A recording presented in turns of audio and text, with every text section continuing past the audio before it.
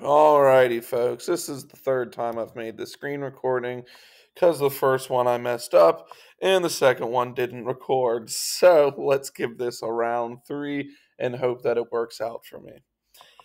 So we're here today, and today we're working on our custom keychains.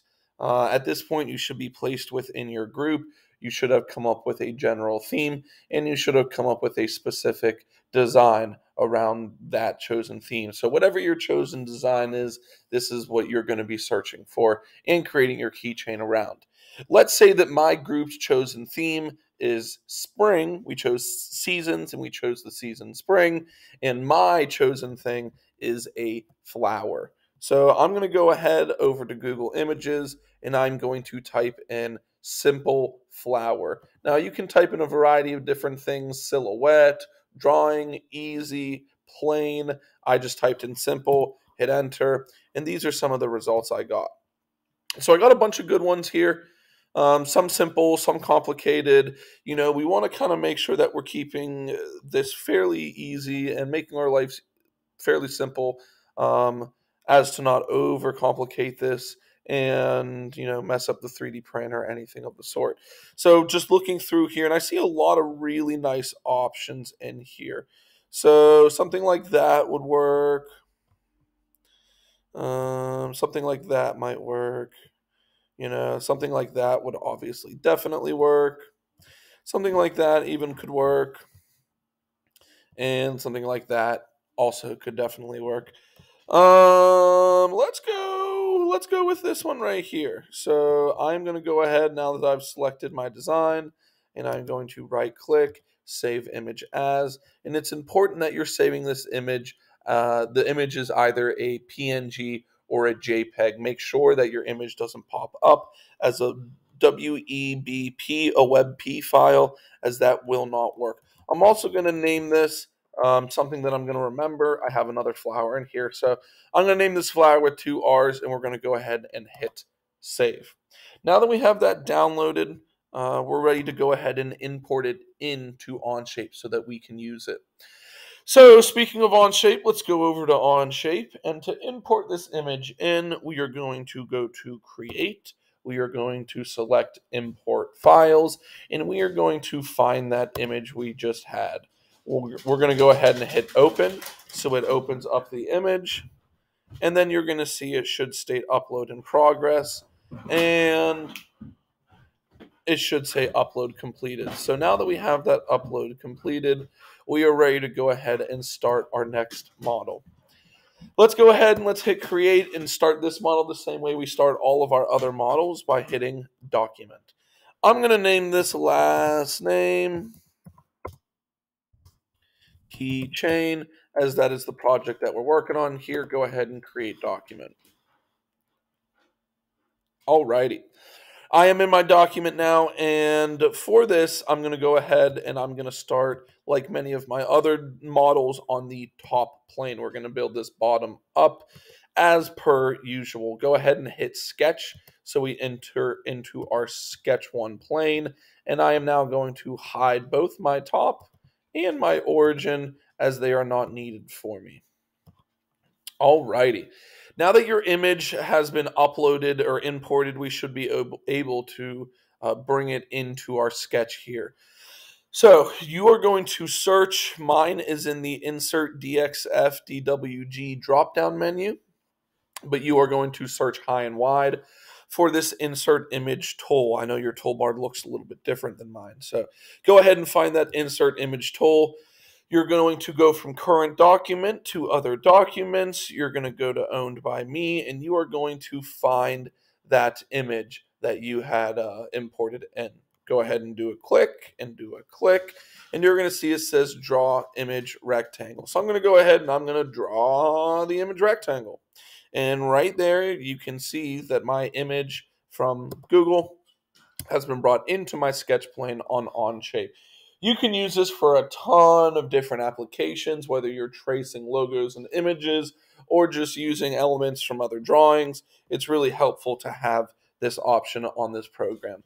For our application, we need to resize this image. to fit within our keychain constraints, which is 2 by 3. So let's go ahead and let's do that. There's two ways you can do it. If if your image extends the entire length of this blue box, then you can grab the dimension tool, click the side of your box, click, and adjust it accordingly. Now, unfortunately, you can see mine right here does not extend the entire length of the box. It's kind of directly in the center, and there's quite a bit of white space around it. So, in order to change the size of these type of images, we are going to grab our line tool. We're going to click and drag a line, generally the size. It doesn't have to be perfect, just roughly the size of our model. Go ahead and click away so that you do not place a dimension. But what we are going to do is go back and click our dimension tool, click the model, drag it out, and we can now type in and adjust the size of our model. So I'm going to make mine 2.5. It'll be roughly 2.5 by 2.5, which fits within those constraints. Perfect. So now I can go ahead and do a quick zoom to fit to zoom into my model and get a better viewpoint of everything. Now that I'm in here, the next step is tracing everything out. So you're going to be using a variety of different tools that we have in here, from the 3-point arc tool, which we can see right here. I'm going to use that to get this arc right here. I can also continue it by doing this right here, and I could continue on with this 3-point arc around. There's other tools you can use depending on your model and the shape. We can obviously use a spline tool, and the spline tool is excellent for creating these weird curves. So you see with the spline tool, I can follow along with these curves.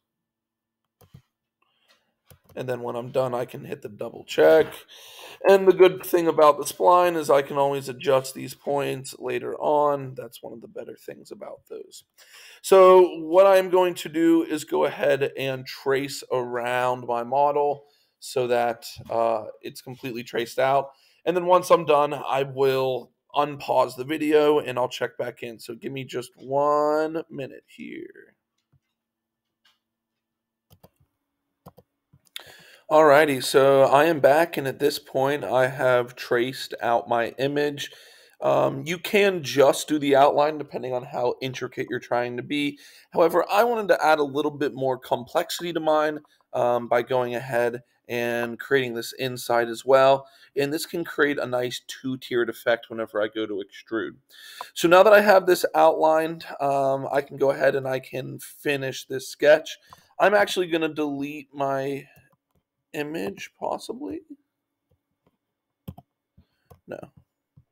No, go ahead and leave your image there. I apologize. And go ahead and hit your green check mark. So when you go ahead and hit your green check mark, it'll finish up your sketch. And then you can go ahead and right click isometric, since we want to model in 3D and sketch in 2D. The next step is hitting your extrude button and going through and selecting exactly what it is you want to extrude. So in this case, I'm going to go ahead and I'm going to click this outer section right there, and I want to adjust my height up. Let's make our heights roughly 1/8 of an inch, or 0.125.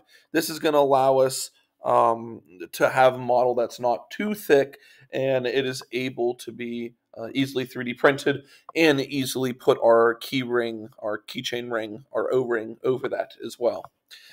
So here you can see that I have my sketch, and if I hit my green check mark, it will finish up my model. So that is one option there. The other option is I can go back in and unhide my sketch and add a second extrude. And then in this second extrude, I can do something a little bit different if I'm feeling a little bit funky fresh. Maybe I want this one to be at 0.1 and just be recessed a little bit. And I can have something that looks kind of like that. So you can go ahead and play around with your model, and honestly, folks, just make it what you want. Make something that you are happy with. Obviously, it needs to fit the theme, but just really play around with it and make it something that you're happy with. So obviously, we are missing one essential key thing here, and that is the spot to mount our keychain O-ring. So we do want to start a new sketch at some point. I'm going to start it right there. I'm going to spin it around. And then we are looking for an 1/8 inch circle. So I am going to place it somewhat close to that edge. I'm actually going to bring it in just a little bit more there. And I'm going to make a 0.125 inch circle. And that is going to allow us to place that keychain ring in there. So I can either use a hole tool or an extrude at this point to go ahead and click that, do a remove, and hit my green check. And now you can see that that goes all the way through. So at this point, I have more or less my finished model. So I can, if I want to, go ahead and edit my appearance. Y'all know I'm a purple man. And since it's a flower, let's pick something a little bit lighter, like a lilac type deal. Cool. I'm happy with that. I'm definitely happy with that. So I'm going to right click, I'm going to hit isometric, and then in order to submit this model, we are going to do two things. The first thing is we're going to 3 lines, print, and we are going to make sure the model fits inside. And we are going to hit download image. That is what we are going to upload to Schoology for points. The next thing we're going to do, so hit download image, and that's what you're going to upload to Schoology. The next thing that you are going to do is you are going to right click on your Part Studio One. You are going to export. In this case, you are going to export it as STL. I am going to name it last name. Keychain. And I'm going to go ahead and hit export. This STL file is not what you upload to Schoology. It is what you are going to be sending to your teammates, your group members in Teams, so that you can go ahead and slice the model. This STL file is what is used to 3D print your model. So make sure you're uploading the PNG to Schoology and make sure you're sending that STL to your group members in a Teams chat.